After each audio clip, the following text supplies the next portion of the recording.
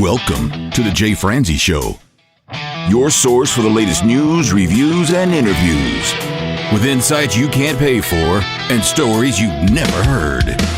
Just so I could piss right next to Tom Petty. Garth turned out to be the most loyal artist of all time. Smoked weed with Willie. That was the most surreal, pinching moment. So I knew I already had a strike against me. Now, here's your host, Jay Franzi and Tiffany Mason. And we are coming at you live. I am Jay Franzi, and with me tonight, the Stevie to my Tom, my beautiful co-host, Miss Tiffany Mason. Yes. Jay, let's get this show started. If you are new to the show, this is your source for the latest news, reviews, and interviews. And if you would like to join in, comment, or fire off any questions, please head over to jfranzi.com. All right, my friend, before we get started, let me tell you about the question of the day. Tell me about it. Question of the day comes from Brian. Brian would like to know what band or artist from the 70s or 80s had a sound that was completely unique. What band or artist from the 70s or 80s had a sound that was completely unique? Do not give me your answer now. We will discuss that a little later in the show. And if you would like to give your answer, please go ahead and put that in the comment section, and we will get to that a little later in the show as well. But before we get started on that, we're going to go ahead and talk about 10 nearly perfect 1980s rock albums. Okay. So, judging by the title, we should be pretty impressed with each and every one of these albums. Okay. I'll be the judge of that. I had a feeling you would have no problem being a judge. It's true. All right. These are in no particular order. Random, as they say. Okay. First, AC/DC Back in Black. I like this list already. Okay. AC/DC Back in Black was produced by Mutt Lange. That's probably why it was nearly perfect. It is nearly perfect because of Mutt. All right. What was your favorite song off of it? Do you know the songs by name? I don't. I have the record. Back in Black. You Shook Me All Night Long. Yes. Hell's Bells. No. Shook Me All Night Long. Okay. Moving on. What's your favorite one on the album? Favorite one? I don't know about favorite. I mean, Back in Black was good. You Shook Me All Night Long would probably be my favorite if I was going to pick one. Yeah. It's hard to pick a favorite on an album that's nearly perfect. Right. All right. The next album on the list is Reckless by Bryan Adams, released in 1984. Oh. Yeah, I mean, it was a good album. I don't know, nearly perfect. It's hard to say that there's perfect albums out there. But I would say that's probably his best album, for sure. I don't know. So far, so good. Next on the list is Bon Jovi, Slippery When Wet. This is right when Bon Jovi started to cross, in my opinion. They just started to jump the shark. Yep. So, I mean, this is the one that had Living on a Prayer and Wanted Dead or Alive. Both great songs. Great songs. But this is where things start to become highly commercial. Yeah. Where previous albums were not so commercial. Yep. I know that's your beef. It's my beef. My roast beef. Next on the list, Phil Collins, No Jacket Required. 1985. Okay. I don't know. It depends on your style of music, I guess. I mean, it was a great album. It had good songs. I mean, it's an album with Susu Studio on it. Mm-hmm. More about the style than any imperfections. Yeah, no, I don't think it's an imperfect album. Got it. I just think the musical style is not what I would consider to be perfect. Where like AC/DC stuck to their roots. It's their music. It's their style of music all the way through the record. And it's produced well. It's written well. This is produced and written well. It's just, I think he was trying to fit in with the 80s. Yeah. All right, next album on the list, Def Leppard, Hysteria, released in 1987. Ooh. Now, this to me falls into that same category we were talking about earlier. Sorry, Mutt Lang produced. Oh, of course. So apparently he's popular on this list. However, His BFF wrote the article. I think that this is, again, where things started to jump the shark a little bit. It's not like their earlier records. As soon as Mutt jumps in, things become highly commercial. Yeah. And nearly perfect. Yeah. Yep. Yep. It is a suitable title. Okay, now this next one, I would say, is as close to nearly perfect as we're going to get. Okay. Appetite for Destruction. Guns N' Roses, released in 1987. This is a great album. This is one that I would play continuously over and over from start to finish. I did in my pink cassette on the bus to swimming lessons and back. There you go. That's when I enjoyed Guns N' Roses, too, on the way to my swimming lessons. On my pink cassette. Nothing says hard rock like a pink cassette. Well, it was a pink boombox. Sorry, I misspoke. Okay, it was still. And if you include the word pink in there. Right. It says J all over it. Yeah. Or you can include purple, with Purple Rain coming in next. Purple Rain. Prince, 1984. I think it's a really good album. I had an inkling it was going to be on the list. Yeah, I mean, it deserves to be on the list. It's a really good A album. hunch. Let's Go Crazy, When Doves Cry. Of course, Purple Rain. And my daughter Lucy, I drove her to dance class tonight. She asked the lady in the box to play Purple Rain. Oh, really? It was a very surprise request out of her. Wow. How did she get exposed to it? I don't know. But yeah, not only did she listen to Purple Rain, when it started playing Purple Rain, she actually paused it and requested a different version of it. She wanted to hear the live version. She didn't want to hear the studio version. Oh, interesting. So, You've created a little live monster. monster, live fan. No, Prince, all the respect in the world. The man could play any instrument under the sun. Great voice, great pitch. He was just a talented musician.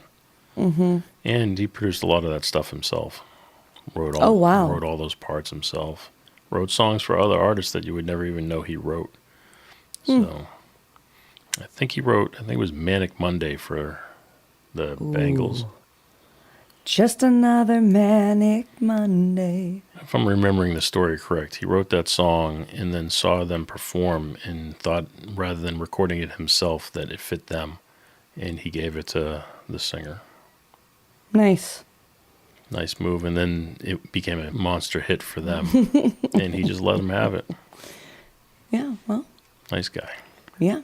Next, Bruce Springsteen. Born in the USA, 1984. I know when this came out, this was a massive record. This was my high school years. This was a massive record in my high school, and I never got into it. Oh. I don't know why, but it was never my thing. Okay. Guns N' Roses was also my high school years. That I could get into. Phil Collins I could get into. You know, a lot of these earlier records I could get into. I couldn't get into Bruce Springsteen. It's all right. I have nothing against it. It's just nothing I would go buy and listen to over and over again. Yeah. All right. Now I'm going to have a beef. Next item on the list. 1984, released in 1984 by a band called Van Halen. Oh. This is where they jumped the shark. This is where they were the trying. 80s were there were a lot of sharks. The 80s. You know, this is where they introduced keyboards into the band, and they just started to become a little bit more pop. Definitely wasn't like their earlier stuff. Do you think the production process became easier during that time? No, not necessarily, because I think they were transitioning between 2-inch analog tape to digital media. It's not digital media the way we know it today, but it was digital media, whether it be a digital tape machine or ADAT machines, which were also a digital tape machine, but they recorded on essentially VHS tapes. and you would have to sync them together. I mean, there was nothing easy about those times. They didn't stay in sync. They drifted. They had their own set of issues.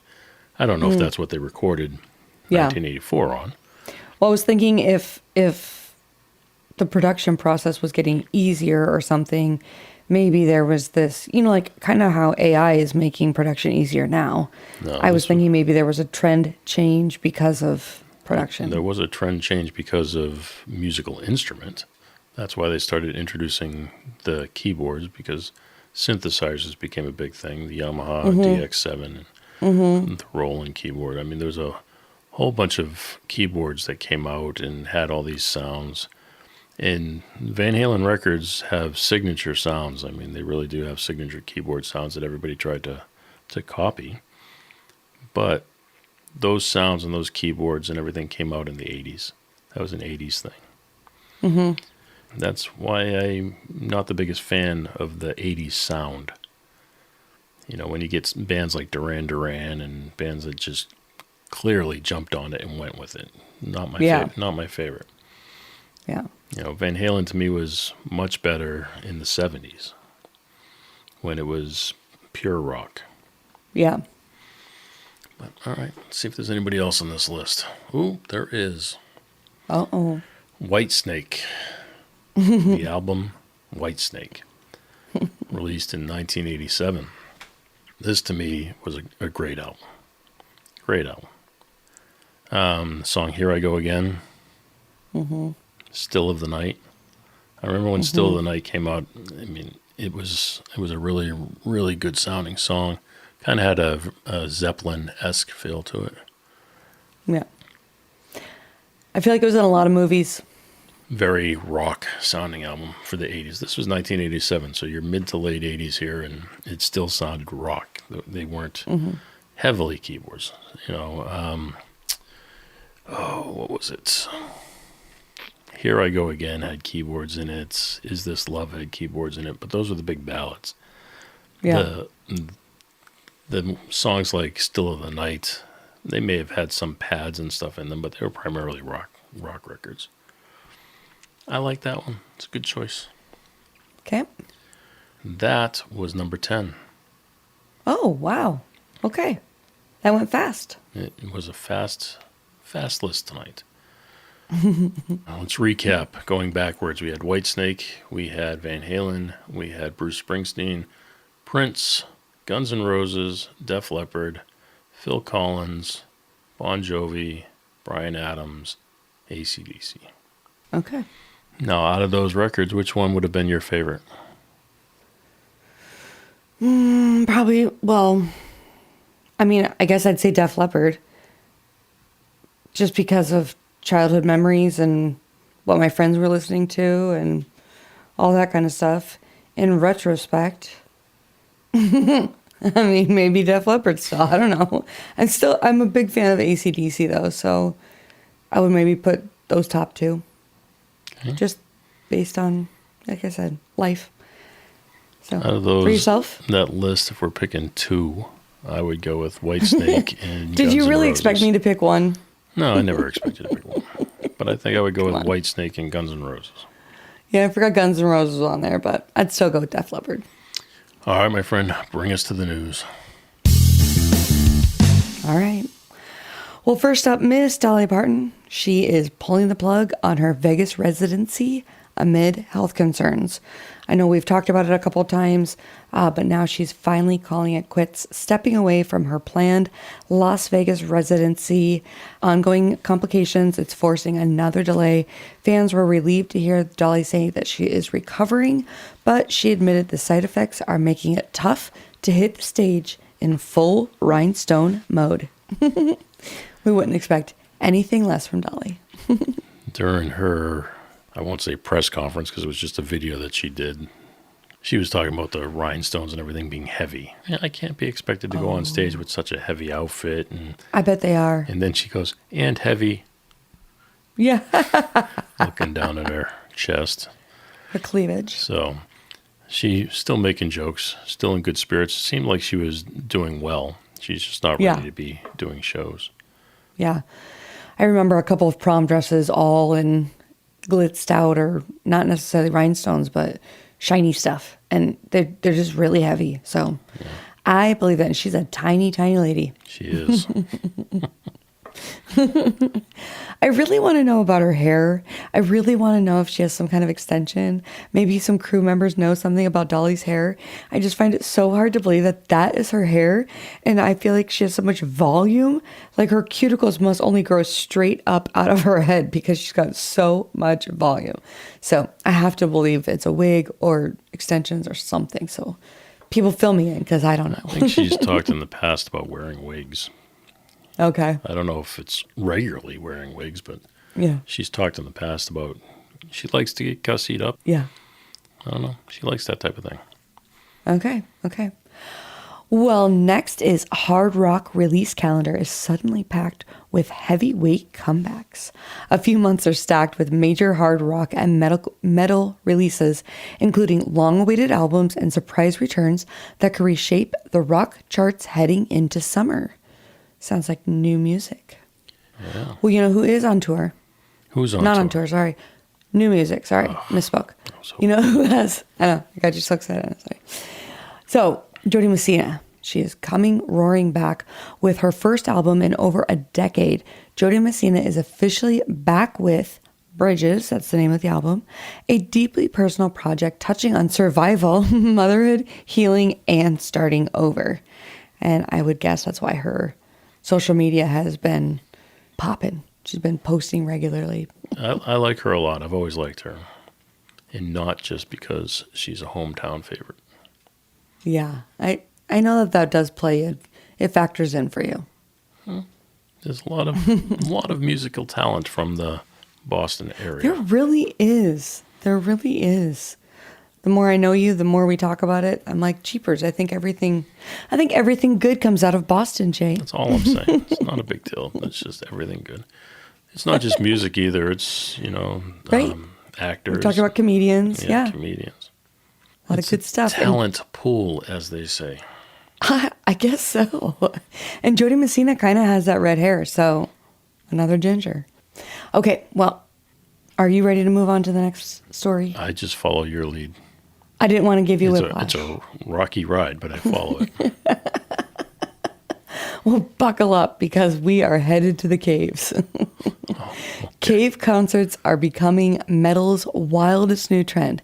Between the Buried and Me is taking heavy music underground, literally, with performances planned inside a prehistoric cave venue, the Caverns, in Grundy County, Tennessee.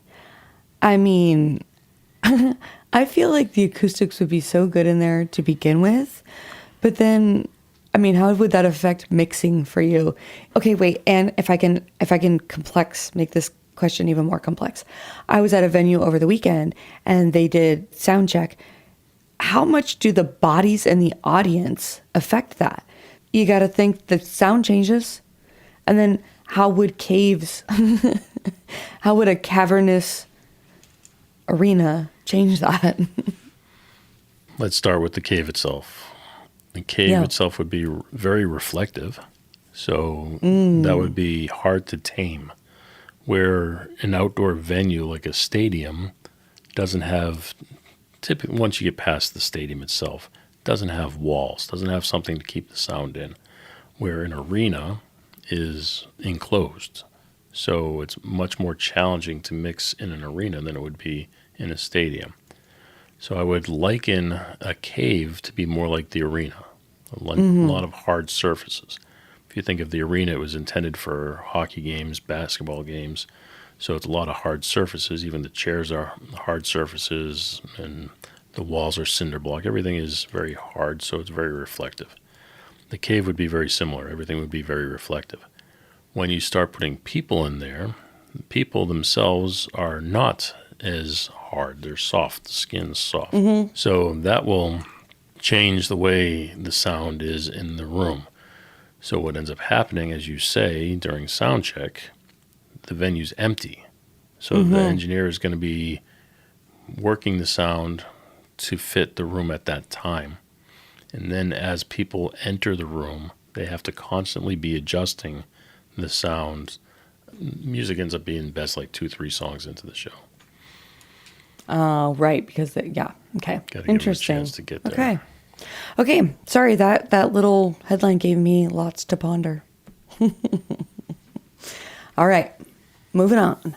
Modern rock's big guns are quietly rebuilding the genre. Several major rock acts like The Pretty Reckless, Jay's favorite, Hailstorm, Dirty Honey, Greta Van Fleet, and The Warning, Ghost, and Mammoth, WVH, are deep into album cycles that could push mainstream rock bands into bigger cultural spotlight. Nice. What does WVH stand for? You're going to have to look it up. Wolfgang Van Halen. That's what I said. Yes. No. I thought you did. That's why I was just clarifying. Yeah. Thank you. Mammoth is Wolfgang Van Halen's band. Okay. While we're here, by the way, your mother says that she had lots of wigs. Oh, I thought she said like Jay. Yes. Like Jay said. I have lots of wigs as well. I am bald. I could probably use a handful of wigs. Oh, Jay, just go put another wig on. All right, Dolly's wearing wigs. Okay, Marshmello and Thomas Rhett keep country's pop explosion rolling. Thomas Rhett's teaming with Marshmello is another sign that country pop crossover records aren't slowing down anytime soon.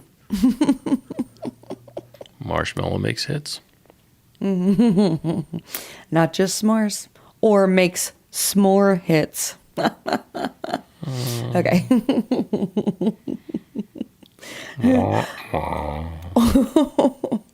I'm too lazy to find the sound effect. You did a great job with just saying it. Thank you. Okay, metal's new wave is leaning hard into atmosphere and emotion. Heavy music is shifting away from pure aggression and moving towards cinematic textures, emotional vocals, and shoegaze-inspired productions. Think heavy guitars, emotional melodies, screaming mixed with soft vocals, and big ambient textures behind the instruments. So I was like, what is shoegazing?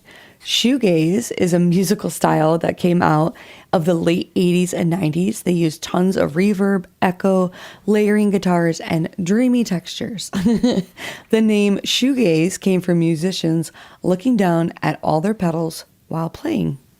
Nice. Look at that. Look, you did some research. I did. I was so intrigued. And I was really pleasantly surprised by the response there, looking down at all their pedals while playing. We'll see. We will see where it goes. I do think, though, when they add some of the other things, the emotional melodies or some of the soft vocals, I think that makes it more enjoyable for moi. Little something for everybody. Yeah, exactly. This is what we used to refer to as ear candy. You know, something that the listener might not pick up on the first try, but after they listen to an album several times, it's like, oh, I never noticed that delay that they're using there, or that little twinkly sound over on the I left do side. love that. So, ear candy it is. All right, let's talk CMA Fest, because I am getting excited. It's coming up, and it is shaping up like a stadium-level takeover of Nashville. Nashville is expected to be packed with wall-to-wall country music fans as CMA Fest rolls out another massive lineup at Nissan Stadium, June 4th to the 7th, featuring artists such as Blake Shelton, Cody Johnson, Bailey Zimmerman, Carly Pearce, Hardy, Keith Urban, Luke Bryan, and Lainey Wilson. It's going to be a bunch of good shows. I don't And know. it was wall-to-wall fans last time. It was. Although it kind of always is. And the sad part is we'll be working and probably won't see any of them. That's okay. I'll be there. It'll be a pleasure just to be a part of the event. It will. It will be a pleasure to be part of the event. CMA Fest, we are not knocking you. We are just letting you know. No. It is a pleasure for us to be part of your event. However, we would like to see a show or two. Okay, well, last but not least, legacy rock bands are betting big on experience-driven shows. Rock touring is evolving into immersive fan experiences. Fewer shows, bigger productions, and destination-style events like residencies. Nice. There's already been a few residencies. I mean, you had U2 played the Sphere in Vegas for a little while. The Eagles. Yeah, the Eagles have been there. They've played other residencies in Vegas. I mean, Vegas seems to be the place for residencies because people can go in and see a show and then also do 20 other things while they're there. Yeah.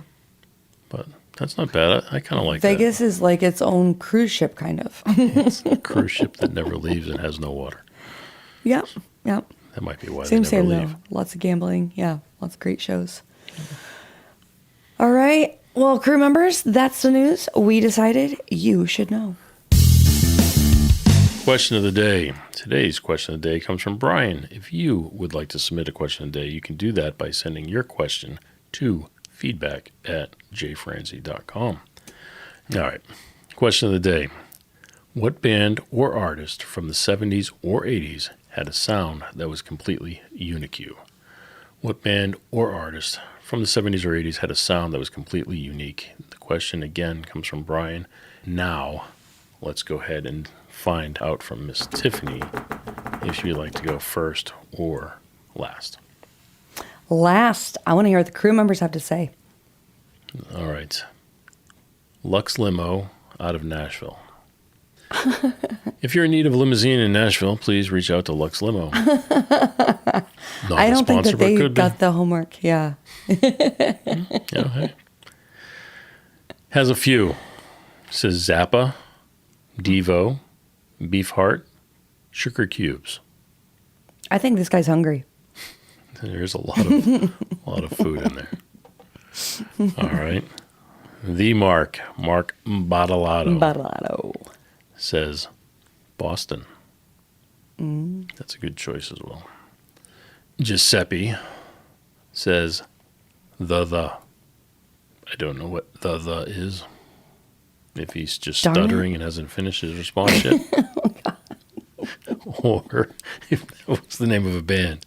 I don't know. Let me look it up. The band. The. While you do that, I'm going to move on to Anthony. Anthony says Jimi Hendrix or Led Zeppelin. The things they did with only analog tape as their recording medium is nothing short of revolutionary. It's a rock band. Okay, I believe you. Holy smokes. Sorry, Giuseppe, we're not questioning you. We just have never heard of the. We are ignorant. We are sorry. The. So if we go back to Anthony saying Hendrix or Zeppelin, they were both engineered by Eddie Kramer. Recording on tape was a big deal, and why they both were revolutionary at it. They had the same engineer. So Yeah. all right. Okay. Cool. James, the question of the day, James, not tonight, but in general, says, so many to list. Completely unique? Well, I would go with David Bowie or Gary Newman, maybe even Depeche Mode. Okay. I'd say Gary Newman's good, but you can't argue. David Bowie was just a unique individual, period. Mm-hmm. You know, if this were a competition, we'd have to put David Bowie pretty high up on that list. Well, I'm just going to tell you, David Bowie was my choice. Okay, first of all, this is not the beginning or the end, so you're cheating. And we don't know if that was true. You could have just written that down right now. It's right there. Mm-hmm. David Bowie, unique, 70s, 80s. Mm-hmm. Sure. Uh-huh. Gina says, so many, but this is a great question. I'm going to go with the Eagles, James Taylor, Jackson Browne. And, of course, I love James Taylor. Dan Fogelberg. All right, that's a good list. Brian says Steely Dan. Bryn, right next to Brian. I'm surprised that didn't screw me up. But Bryn says ELO, Meatloaf, Steve Miller Band, Styx. I really like Styx. They were good. I do too. I just saw a Steve Miller Band play here. Really love Thanks your to beat, just wanna shake Chris your Franz, tree. previous guest of the show, invited me out to see him with Steve Miller Band. That was really cool. That is cool. It was. I've got trinkets behind me from the show. Paul says Pink Floyd. And I'm willing to bet if Maya Project Music chimes in, she will say Pink Floyd as well. She always says Pink Floyd for just about everything. Okay. Let's see if she's going to chime in. It's not a challenge or anything, but Paul, Pink Floyd is a good choice. They were very unique. I guess not just were, are. June. Thank you for coming back, June. Appreciate you being here. CCR, Eagles, Jim Croce. There you go. Ooh. She says, he was a one-man band. Loved his songs. John says Peter Gabriel. Yeah. Jerry Rabus, father of Stephanie Rabus, previous guest of the show. Is there any update on her surgery? Thank you for being back. Yes, she is out of surgery. She is recovering. I mean, it should be a very good recovery because I think she's scheduled to play a performance this week. Okay. So good for her. Yeah. We will find out more about that because they're trying to book the show.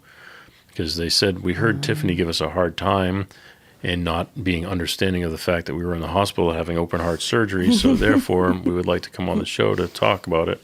And I said, sure. And I said, pick a Monday. And they said, we don't want to wait. So they're going to try to come on Tuesday. Oh, perfect. So there you go. She's going to come on and she's going to set you straight is what she wants to do. Okay. Well, I might deserve it. There you go. A little inside baseball for everybody. Scott McCree, brother of Maddie McCree. Of course, does not pick his brother once again. No, Scott, come on, buddy. I'm telling you, week after week, give your brother some. Well, he just doesn't think his brother is unique. Maybe he likes his music, but not unique sound. And was he 70s, 80s? Ooh. Or was he more like 90s? I don't know. He's born in the 70s. Well, I think he was born the same year as my wife, 76. Okay, well, were you producing music when you were born? Were you? Well, I was, yeah. So banging on my mother's uterus. So Maddie might have been making music more in the 90s. Is that what it is? Okay. 80s or 90s. Scott, when we get around to unique artists from the 90s, we'll check back in with you. Maddie better be on that list. Maddie better be on the list. Anyways. Otherwise, you're going to make me look like a fool. Not too difficult. Jay. Scott McCree, brother of Maddie McCree, says, anybody recording in Q Sound, he says, for example, Madonna. Ooh. All right. Okay. Take that. Another Scott, not this Scott, but that Scott, says Jimmy. Referenced Jimi Hendrix. Chris says Run DMC. You know what, Chris? I'm going to give you that one. It's not really country or rock. However, extremely unique for the time. I think that for the genre, they were definitely pioneers creating a genre. And then they did collab with Aerosmith. So I guess that pops them into the rock world. Yop.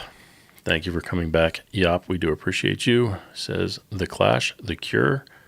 He says The Human League. Is it the or is it just Human League? And Spandau Ballet, UB40, and Level 42. They all had pretty unique sounds. Sorry, no American bands here. I grew up in Europe and listened to the local stuff. It is The Human League. Is it?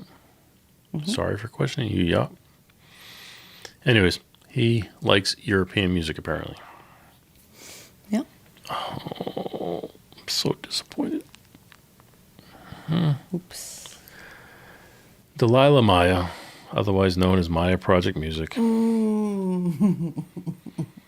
did not come in with Pink Floyd. She shocked you. She did. She's coming in Pulled with the rug right out from underneath. Genesis. Specifically, Peter Gabriel. Yeah, well. All right. All right, just when we thought we knew who she was. Yeah, she's a tricky, tricky woman. Speaking of tricky, Ricky says, too young, too late. I don't know who too young, too late is. But isn't Ricky the same one who said he was the best drummer and can also play guitar? Oh, yes. The only reason I remember that is because of the profile picture. Okay. It's him in a sports car. It's actually him in a slingshot, if anybody knows what a slingshot is. Ooh, cool. Fun. Slingshots are fun. It's the 3-wheel, half motorcycle, half car. Mm-hmm. I used to have one. It used to sit right where I am, and now it doesn't. And now you're the proud owner of 3 daughters. You got to be all safe and all. Patricia, otherwise known as Patty, says, Jimi Hendrix, Grateful Dead, Toto, Pink Floyd, Eagles, Steve Miller Band. Pretty much everyone. Yeah. Wow. Kind of defeats the purpose of the exercise, Miss Patty. Mm-hmm. Yeah. Yep. Kathy, Miss Kathy, the Miss Kathy, mother of the pain in the ass, says Ozzy and Dwight Yoakam. Miss Kathy, I've never been more proud of you. You've got one from each genre, and you've picked 2 very good choices. Wow. Ozzy could not possibly be any more unique as far as a vocalist goes. He has an extremely identifiable voice. And Dwight Yoakam is just out there with outfits and style. And good choice. Good choice. Like it. I don't know how to refer to this person, so I'm just going to say B. Okay, that seems, could go a couple different ways, but okay. It's B period, and then has a couple other names next to it, so I'm just going to go with B. Okay, B. B. B's very sharp-dressed man. He's not going with ZZ Top. He in general is just a very sharp-dressed man, according to his profile picture. Everybody's crazy about a sharp-dressed man. He says, I mean, if we were talking guitar tone, it's hard to not include Van Halen and the infamous brown sound. Oh, do you know what brown sound is? I do not. It is a frequency that is used to make somebody poop themselves. Okay. Interesting. Very good, B. I like your attitude. I like that. Giuseppe chiming back in says, well, I also like squirrel nut zippers. Okay. All right. Interesting. All right. Hover feature says WIM, W-I-M, says ELO, Electric Light Orchestra. Oh. Hector says Jethro Tull. How this works. 28 Tony HW. The hover feature says Laurie. Okay. I don't see the connection. Well. Laurie says Steely Dan. Eric says Frank Zappa. And then Jeff says, yes, 100%, 100%, 100%, 100%, 100%, 100%. Fred says Tom Waits. Definitely a unique voice for sure. Frank says The Moody Blues. Brazen Susie. I like that one. Definitely do not recall ever saying that name here before. Brazen Susie, thank you. She says Supertramp. Why, you feel like you would have remembered that? I might remember that one for sure. We're going to bring it home with Angel. And Angel says Boston, Chicago, ELO, and all progressive rock. Nice. To be fair, if we say all progressive rock, then none of it is unique. Right. She got wrapped up in what she enjoys. Queensryche. Angel is a dude. He got wrapped up in how he feels. Yes. He was like, what do I like? And then he just started listening. He forgot the point of the homework. If you want I can relate to that. If you want to end on a woman, Marion says you too. I always want to end on a man. I like to finish on a woman. Well, to each their own. In spot number 10, What He'll Never Have by Dylan Scott. In spot number 9, we have Days Like These by Luke Combs. I'm wondering why I can't see these. Guess where I'm at? I'm at the beginning of the chart, not the end of the chart. I'm like, I don't see any of these. This doesn't even make sense. Well, one of us knows what's going on. So And the surprise here is it's you. I know. All right. Numero ocho, Time's a Tickin' by Justin Moore. Spot number 7, Don't Mind If I Do by Riley Green and Ella Langley. I don't mind. And you don't mind? It's okay? No. Okay. Do you mind if I go to spot number 6? Think about it for a little while. I mean, it's favorite country song by Hardy. Oh, I like that song. I don't know how it came It's back not my up. favorite. And No. Is that back on the charts, or has it just been on here for a long time? I guess it's back. I'm not, I don't know. back. Guess who's back? It says it's Hardy's down back. one, so maybe it's just been on here a long time. Good for you, Hardy. I like Hardy. Spot number 5 is Stay Country or Die Tryin' by Mr. Blake Shelton. Spot number 4, I Got Better by Morgan Wallen. Now, I know, we're going back to Blake Shelton. I like the song. I like a few cheesy lines and all that, but you don't like it? You don't like him, apparently. Blake, please come on the show and confront Miss Tiffany. Nobody does sing that song, Austin, and I love that song.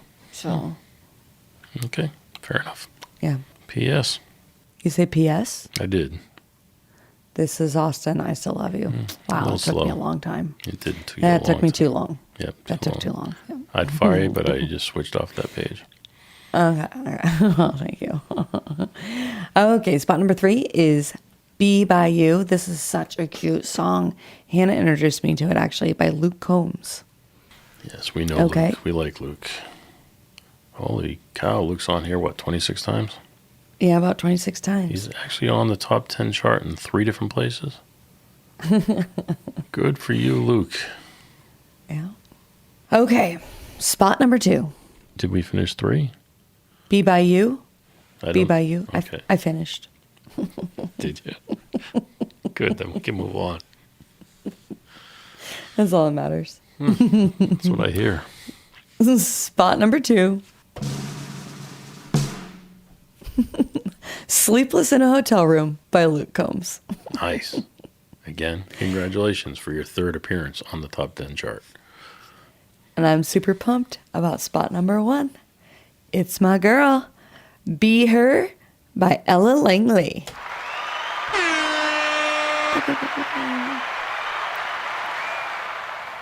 I love that song. Nice. I really love like 4 or 5 of those songs off of that album. So good. She's good. She is good. She's good. She just keeps pulling out hit after hit after hit. It's kind of amazing. You know Her what I Morgan. just did? You know what I just did? What? I just moved it down to number 10. Just saying. It's not based on your opinion. And I'm looking at 10 and you didn't move it to 10, so. I'm not saying it's based on my opinion.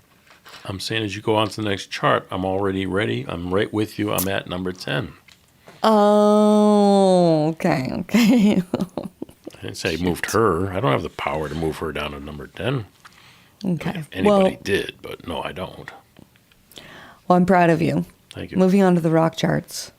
We've got spot number 10, The Emptiness Machine by Linkin Park. Nice. I like Linkin Park a lot. Couple guys we know. Spot number 9, the song Amen by Shabuzi and Jelly Roll. When you say we know them, just to be fair, we don't personally know them. We No, know of them. no. We know Josie Sal and she knows Jelly by Jelly. That's true. I But to mean, be it's like fair, we know him. She's performed with them. It's same. Yeah. Okay, spot number 8, Fix Your Face by Turnstile. What's wrong with my face? I have to tell myself this a lot.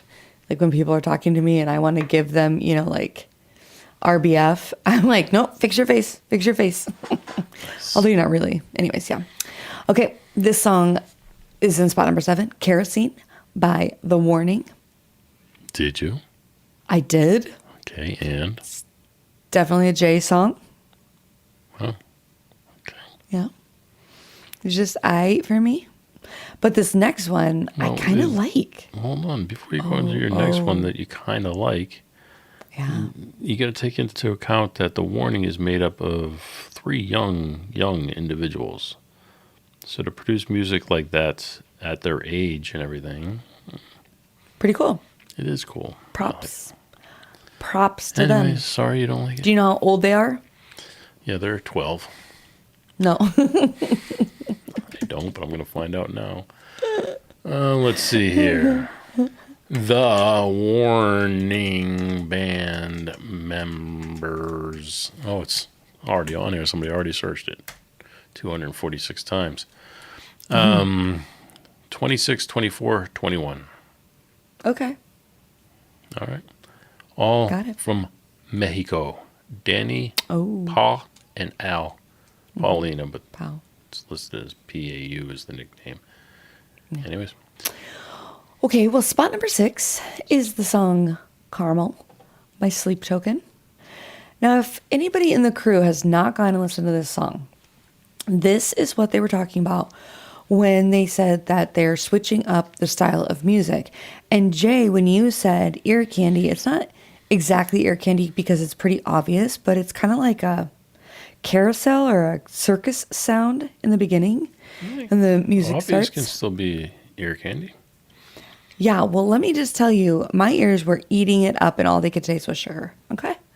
Loved the beginning. And then I'm listening, then all of a sudden I was like, blah, blah, blah, blah, blah. I was like, ah! I was not expecting that, but that's what I was saying when I said when they're using these different styles, it's making it more enjoyable when they're not just coming at you the entire time. So, Nice. props to Sleep Token. Props. Props. Might be why they've moved up 2 slots. Probably why. Okay, spot number 5, Dying to Love by Bad Omens. Spot number 4, Afraid of the Dark by Motionless in White. And spot number 3, Crawl Back to My Coffin by Dayseeker. That's just such a bad title. Yeah, it is. Okay, and spot number 2,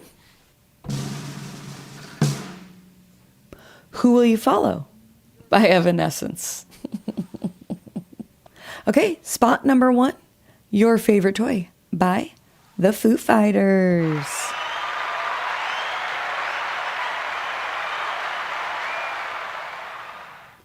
Should we move on? Sure. Let's move on. Let's do it. Moving on to This Week in History, year 2001. Okay. This is when The Mummy Returns was crushing the box office. Reality TV was starting to explode. CDs ruled everything. Burned CD mixes were basically social currency. And radio programmers still had power to make a hit. All right. Off to a good start. I remember all those things well. I had a cell phone for 2 years at that point. Because I got my first cell phone when I was pregnant with Preston. I had a cell phone that was one of those bag cell phones. It was like, Yes. it was like a briefcase. Yes. And I put the I briefcase. saw them on the movies. I put it behind I had a Nissan 300ZX at the time. My favorite car of all time was a 1987 Turbo T-tops. I love that all car. stuff. But I put the bag behind my driver's seat because it was a 2-seater car. And the phone came up and laid between the 2 seats. People would get in the car and be like, "What's that?" I'm like, "Oh, that's my phone." And I I'm thought a producer. thought I was hot shit for having that thing. At the time, nobody had them, so the phone bill on the thing was outrageous. I mean, outrageous. My phone bill every month was just absolutely ridiculous. Because you can't get somebody in the car and then not use it. Well, here, make a phone call. And then they talk, and all you can think of is you're watching the clock as the minutes go by and you're being charged for a minute. All right. That's awesome. Let's talk about some of the headlines that happened in 2001 back in this week. Talk about it. Brooks and Dunn, well, they were obviously owning country radio. Obviously. Lone Star was quietly becoming a powerhouse. Toby Keith was sliding into his loudmouth era. I like that. I like Toby Keith. I miss Toby Keith. Toby, come back. If you can't come back, jfranzi.com. That would be super, super cool. I would never be more excited than any other guest if he showed up and just hopped on. Do it. That would be awesome. Imagine that. Somebody coming back from the past just popping on. Anyways, Blake Shelton, he was the new guy everybody was watching with his song, Austin. Mm-hmm. Mm-hmm. I know that song. I remember going to the #1 party for that song, and he was tall and had long hair and stuff at the time. Yeah. That was His mullet I think days. that was the first #1 song party I went to. It was at BMI. I remember that. I remember the food. It was good night. Good night. Okay. I was more interested in the food. Pretty cool. Yeah, I get to meet Blake. Goals. Sure. Yeah. All right. And then country music was leaning hard into the arena energy. Yeah. That's when they started playing the bigger shows. They got bigger guitars, louder drums, crossover hooks. Yeah. Stained, they were exploding with It's Been a While. Stained is the band that my wife catfished me with. Good for her. Yeah. Boston band. Don't you know when you're interested in somebody, you just say things? You just. Now, to be fair, that's still to this day her favorite band. But it's like the only hard rock band she likes. Got it. She said, "Oh, it's Stained, my favorite band." I'm like, "Oh, this is awesome. Let's start dating." Yeah. No. Surprise. Surprise. Nickelback was about to become a massive, whether you like it or not, success. Thank you for finishing that sentence. Nickelback was about to become a whether you like it or not success. I like Nickelback. I have nothing against Nickelback. I know everybody gives them a hard time and everybody says they don't like them. But if all those people don't like them, I don't know how they sell so many records. Right. Right. Great engineer. Mike Shipley was awesome. Unfortunately, he's passed as well. Produced by Mutt Lange. Mutt Lange. MTV still mattered a lot. Rock was getting more emotional and less flashy. Okay. All right. I can go with that. That's when we had Von Ray. Oh. Matchbox 20. Mm-hmm. Artists starting to feel themselves. Not feel themselves. Yikes. Feel their emotions. Share their emotions. Oh, maybe they were feeling themselves. What do I know? All right. Who knows? Couple highlights was Brooks and Dunn had Ain't Nothing About You. Stained had It's Been a While. Lifehouse had Hanging by a Moment. Blake Shelton had Austin. And Destiny's Child had Survivor. I'm a survivor. I ain't gonna give up. Why does this matter? Why does this week in history matter so much? Well, Why? country music was shifting from cowboy hats to crossover branding. Rock was moving away from party anthems into emotional, conversational songwriting. MTV and radio started working together. And 2001 was the last year before digital music permanently changed the business for good. Let's take a look at what was on the charts at that time. I know you like to start from 10. Number 10, Mark McGinn, Miss Stephen Rudy. Moving on, number 9, Rascal We got Flatts, through her. While You Loved Me. Number 8, Tim Rushlow, She Misses Him. Number 7, Jessica Andrews, Who Am I? Number 6, Trisha Yearwood, I Would Have Loved You Anyway. I like that song. Number 5, Alan Jackson, When Somebody Loves You. Is he talking about Trisha? Number 4, Diamond Rio, One More Day. Ooh, that's a good song. Number 3, George Strait, If You Can Do Anything Else. Number 2, Kenny Chesney, Don't Happen Twice. And number 1 on the country chart in 2001, Brooks and Dunn, Ain't Nothing About You. Moving on to the other side of the world. Number 10, Three Doors Down, Loser. Number 9, P.O.D., Alive. Number 8, Stone Temple Pilots, Down. Number 7, Seether, Driven Under. Number 6, another Boston band, Godsmack, with Greed. Number 5, another Boston band, Stained, with Outside. Number 4, Three Doors Down, Duck and Run. Number 3, Lenny Kravitz, Again. Number 2, Fuel, Hemorrhage in My Head. And number 1, back on the chart for a second time, Stained with It's Been a While. I love that song. And they wrap it up by saying, 2001, when country got bigger, rock got darker, and everything else still argued over who controlled the radio. Okay. All right. Where's that bring us? Mailbag? Mailbag. Off to the mailbag. Travis. Thank you for coming back again. Travis from Tulsa. Other podcasts sound like PR interviews. You guys actually sound like music fans. We are. We are music fans. Tiffany gets a little confused from time to time. But Melissa from Knoxville says, most industry guys act fake or completely miserable. You somehow land in the middle. Yeah, this is business, and this business is insane, but let's laugh about it. That's why I keep listening. Aw. She thinks you're somewhere between fake and insane. No. No, she was talking about you. Oh. I'm somewhere between fake, insane, miserable, completely miserable. But I land somewhere in the middle. Okay. Let's laugh about it. Cody from Amarillo. We had his answer. We had it by morning. Yeah.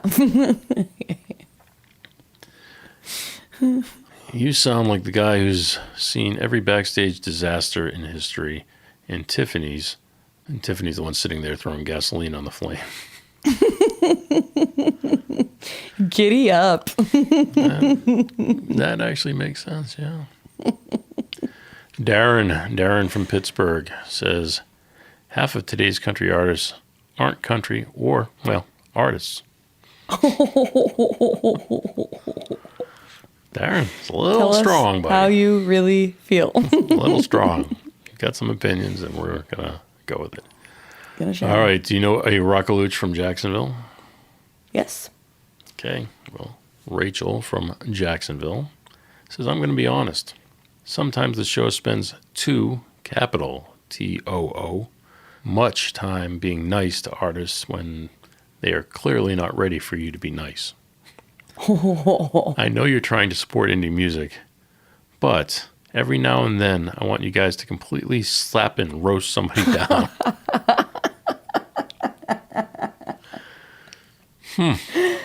Well, if you make music, we will take a submission and we will give it to you straight. All right. I will put gasoline on the fire and Jay will roast it. You, my friend, are going to have to talk to Rachel. I think she needs a friend. Thanks, Rachel. We appreciate you being here. Shelby from Fort Worth. You guys talk a lot about branding. At what point does an artist become too polished? I think they become too polished when they are too Mickey Mouse to another artist. I would say they become too polished when similar to what you said, when they become fake. Yeah, when they're not themselves anymore. Yeah. Just stay true to who you are and you won't become polished. This sounds weird. It's all right to be polished if it's who you are. Yeah. All right, Nate from Dayton. The Ohio area? I almost said Daytona. Well, that's a little different. That's the Florida area. It's only one letter difference. Mm-hmm. Anyways, yes, the Ohio area. Thank you. Okay. Let me get those buttons ready again. Because I feel like they're going to come back into play. Nate from Dayton. Who were the best opening acts you've ever seen? that completely stole the show from the headliner? That sounds like it should be a question of the day, Nate. Yeah. Who did I see that was an opening act that stole the show from the headliner? I mean, I saw Hailstorm when they were an opening act. I think I saw Van Halen when they were an opening act. I don't know. All that's coming to mind is a Christian group. Nate, I'll tell you what. Why don't we go ahead and use that as our question of the day for next week's episode? And we will get you all of the answers you could be looking for. Yes. So I will have to make note of that, and now I have extra work. All right. Wrapping it up, bringing it in, ending it off with Ronnie from Bakersfield. This one's for both of you. What artist today do you think would have absolutely dominated in the 90s? I've got it. Okay, say it. Zach Top. Yes! Are you reading my mind? Yes. Jay. That's exactly who I thought of. Is that exactly who you thought of? Yep. You crawled right in my brain, took out my answer, and made it your own. Jeff Tate would have too. Wait. He did. Yeah. He's still performing. No. His new single, Power, went to number 1 this week. Ooh. Very cool. Number 1 on the streaming charts. We'll see if it ends up on Billboard's charts. But Jeff Tate, congratulations nonetheless. Write it down. Gonna check it out. All right, my friend. What do you have going on this week? Well, it is a busy week. Sunday is Mother's Day. I don't expect much, but I do expect to see my children. My primary love language is quality time. So when somebody gives me their time, which I realize is what we have the least of or is the most valuable, I really, truly appreciate it. So I am just looking forward to something that makes us look in each other's eyes and laugh together. That's my desire. Nice. Yes. What are you up to this week? Well, it is Mother's Day. Mm-hmm. My mother no longer with us, but apparently I'm supposed to do something for my wife. I don't understand how that works. Yes. But you're really just supposed to encourage your children to do something for your wife. You know what you could do that was really fun? My children all competed, 9 years ago, and they all made me breakfast, and then I had to decide whose breakfast was best. And that was really fun. But that's the kind of stuff. Okay. And you said encourage your children. That's not encouraging them. That's actually taking them somewhere and making them buy something or do something. Making me buy something. If they want. Either way. Our kids have to come to us and say, I want to get this for Dad for Father's Day. And then we go, okay, we'll go out and get that.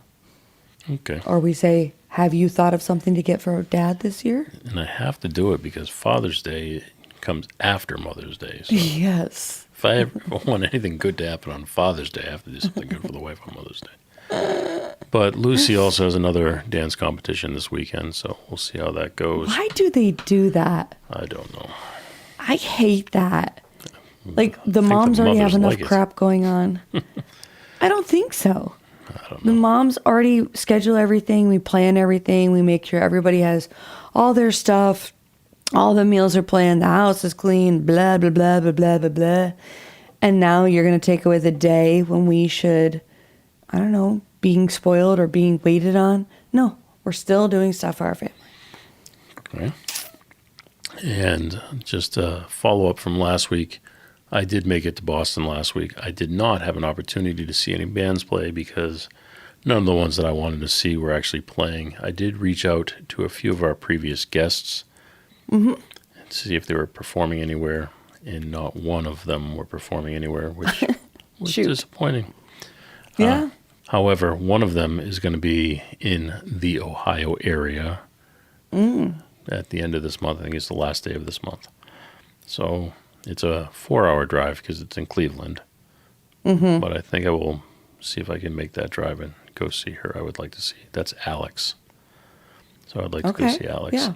I also reached out to Gina Fritz And I also reached out to Mackenzie Lee. Mackenzie Lee wants to get together and hang out with the family later this summer, which would be nice if we could do that. However, I don't know if I'll be doing that or not with the family. Hopefully we can. It's always nice to take the family up north because we don't get to do it that often. However, I was there, and my biggest goal when I went up to Boston was to just get food. And I only was able to get food one time the entire time. Oh, no. It's funny because I drove on Friday. And when I drove, I went all day without eating a single thing because I wanted to eat at Giovanni's when I got there. Mm-hmm. Giovanni's closes at 10. I stopped in Albany to see my Aunt Joan. And then I moved on to go to Boston. And I got to Boston at like 10:05. I almost called Giovanni's and said, hey, at 9:30 or whatever, while you're still making food, can you make the food for me and I'll just pick it up after? I know you'll still be there cleaning. Yeah. But I did not. I talked to my cousin. He said, well, the only place open would be Bill and Bob's. So I was hesitant because Bill and Bob's is a half hour further on the other side of my cousin. Oh, gosh. So it would have added an hour to my already long trip. Yeah. But I looked it up to see how far it would be exactly. And it popped up with another location right where I was at the moment. No. So I stopped and bought myself the roast beef sandwich. Yeah. But that's the only food I got the entire time. Saturday was at the event the entire time. And then Saturday night, back at my cousin's house and my aunt's, we sat around and ate cold cuts and talked and all that stuff. And then Sunday I left. It was too early to get food anywhere. I didn't even get a slice of pizza, nothing. Jay sends me videos all the time of people reviewing food from Boston, so I know how much you're looking forward to that. And I am sad for you. That does break my heart, actually, for you. I'm very sorry. I'm very disappointed. Now, I did get to go to Do we need a moment of Bob's. silence? I did get to go to Bill and Bob's, but it wasn't the Bill and Bob's location that I Right. would typically go to. Right. The sandwich was pretty much the same. The fries were not good. Okay. Well, But, hey, that's all right. if they want to come in and talk about it, I mean, I don't know if hit the button, join us. I don't know if that's good. Oh, whoa. Jay invites Of course everybody. they You can. guys are uninvited. I want my Bill and Bob's. My Bill Yeah. and Bob's can come on. Okay, well, I'm sorry about that. All right. Well, it's time to crash it. It's time to crash it. We have reached the top of the hour, which does mean we have reached the end of the show. If you've enjoyed the show, please tell a friend. And Miss Tiffany, if you have not. Tell two. And honestly, I hope you guys like the show enough that you would share it with anybody. Share it with everybody. Tell everybody about it. There you go. Words well spoken. Thank you. You can reach out to both of us over at jfranzi.com. We will be happy to keep this and any other conversation going. And when I say that, that means you actually have to go over to jfranzi.com and join the conversation. It's hard to have a conversation Link with in you the show notes if you're not there.